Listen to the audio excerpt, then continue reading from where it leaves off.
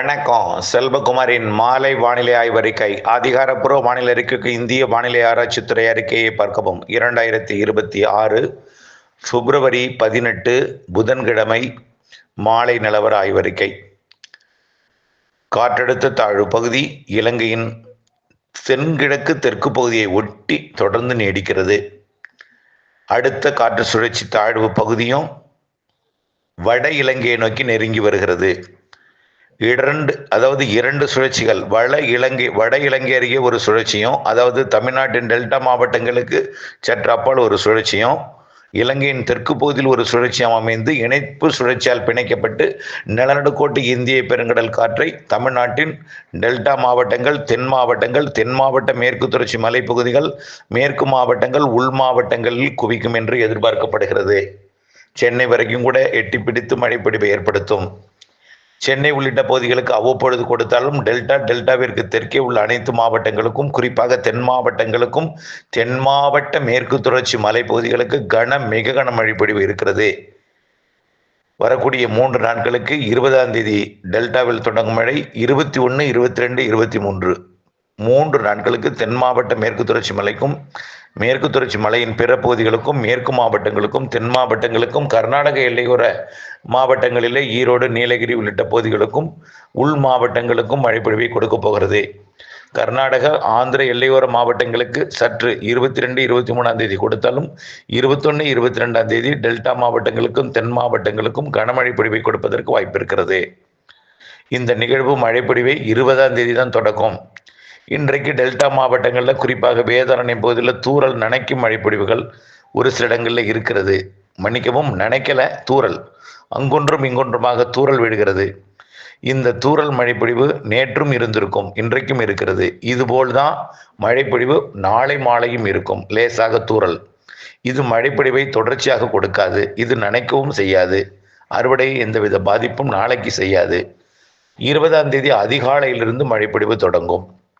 20ஆம் தேதி அதிகாலை கோடியக்கரை முனையில் தொடங்கும் மழை கொஞ்சம் தாமதமாக பிற பகுதிகளுக்கு காலையும், காலை 11 மதியத்துக்குள்ள, காலை 11, 12 நண்பர்களுக்குள் 20ஆம் தேதி வெள்ளிக்கிழமை டெல்டாவின் பிற பகுதிகளுக்கு மெல்ல தொடங்கும். ஆனால் வெள்ளிக்கிழமை அதிகாலையிலிருந்தே கருமேகம் சுருந்து கடும் குழப்பம் நிலவும். மழை வருவது போன்ற வானிலை எல்லாம் ஆரம்பித்துவிடும்.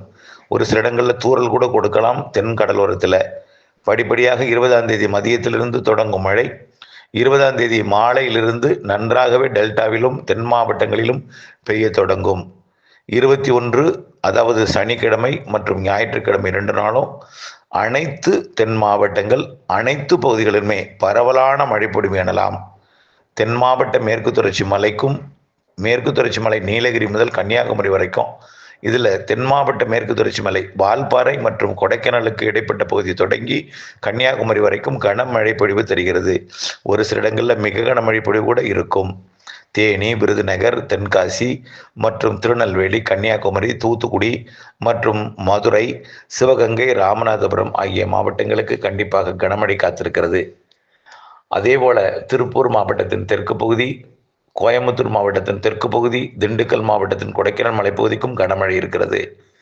பிற பகுதிகளில் பாலக்காட்டு கணவாய் பகுதி மற்றும் பாலக்காட்டு கணவாயில் கோயம்புத்தூர், திருப்பூர் மற்றும் திண்டுக்கல் மாவட்ட பகுதிகள், அப்படியே திருச்சி மாவட்டம் வரைக்கும் ஆங்காங்கே ஒதுக்கி மிதமானது முதல் சற்று கனமழை இருக்கும். ஆங்காங்கே ஒதுக்கி கோயம்புத்தூர் வடக்கு மேட்டுப்பாளையம் மற்றும் ஈரோடு மாவட்டத்தோட பகுதிகள் மற்றும் திருப்பூர் மாவட்ட வடக்கு பகுதி, கரூர் மாவட்டத்தின் வடக்கு பகுதி, நாமக்கல் மற்றும் ஈரோடு மாவட்டத்தின் கர்நாடக எல்லையோரம், நீலகிரி மாவட்ட பகுதிக்கும் ஆங்காங்கே நல்ல மழைப்பொழிவை கொடுக்கும்.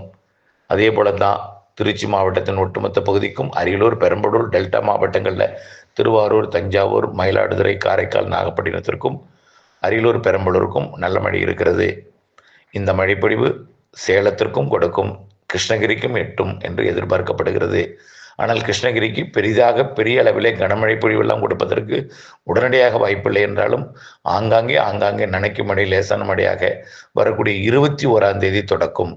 21, 22 கிருஷ்ணகிரி மாவட்டத்திற்கும், தருமபுரி மாவட்டங்களுக்கும், சேலத்திற்கும் கிடைக்கும். இந்த திருப்பத்தூர், வேலூர் மற்றும் திருவண்ணாமலை மாவட்டத்திற்கு குறைவான மழை இருந்தாலும் அதுவும் 22ஆம் தேதி கிடைக்கும். சென்னை மற்றும் திருவள்ளூருக்கு நனைக்கும் மழை முதல் லேசான மழை அவ்வப்பொழுது 21ஆம் தேதி எட்டி பிடிக்கும். 21, 22 2 நாளும் லேசான மிதமான மழை சென்னைக்கு இருக்கிறது. செங்கல்பட்டுக்கும் அதே போல். விழுப்புரம் கள்ளக்குறிச்சிக்கு தெற்கே தான் நல்ல மழை இருக்கும்.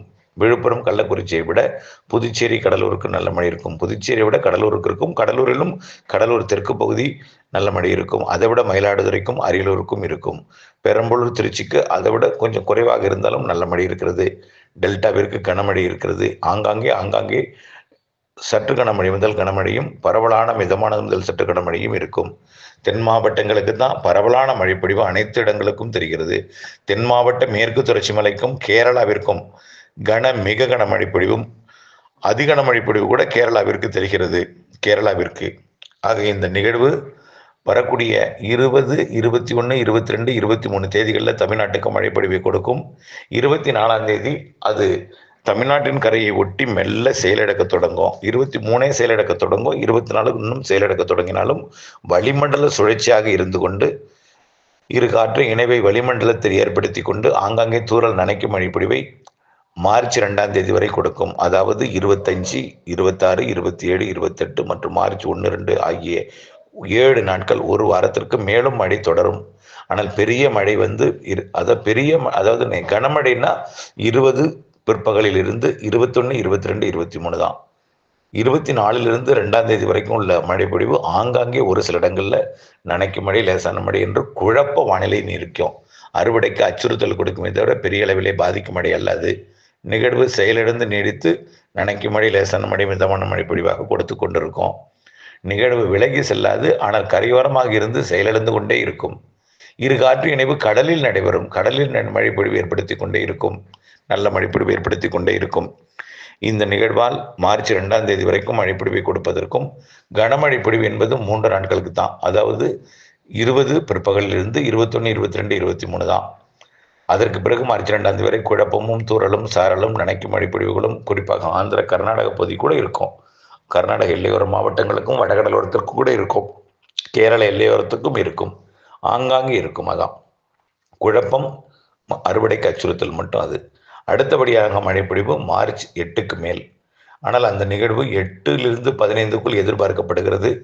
அது இலங்கைக்கு மட்டும் மழைப்பொழிவு கொடுத்து விட்டு சென்றால் அடுத்த நிகழ்வோடு இணைந்து தீவிரமடைந்து 15லிருந்து 20ஆம் தேதிக்குள் மிக மழைப்பொழிவிற்கு வாய்ப்பு இருக்கிறது. கண்டிப்பாக மார்ச் மத்திய பகுதியில் நல்ல மழை காத்திருக்கிறது.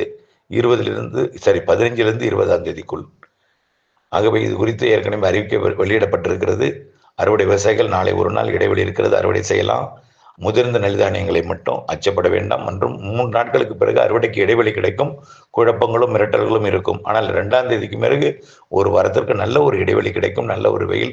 அந்த நாட்களிலே நீங்கள் அறுவடை செய்யலாம். கவலையோ அச்சமோ பீதியோ கொள்ள தேவையில்லை. ஆனால் மழை வாய்ப்பு உறுதி. 20லிருந்து 24ஆம் தேதி வரை. இணைந்தே எங்கள் அப்டேட்ஸுடன். நன்றி.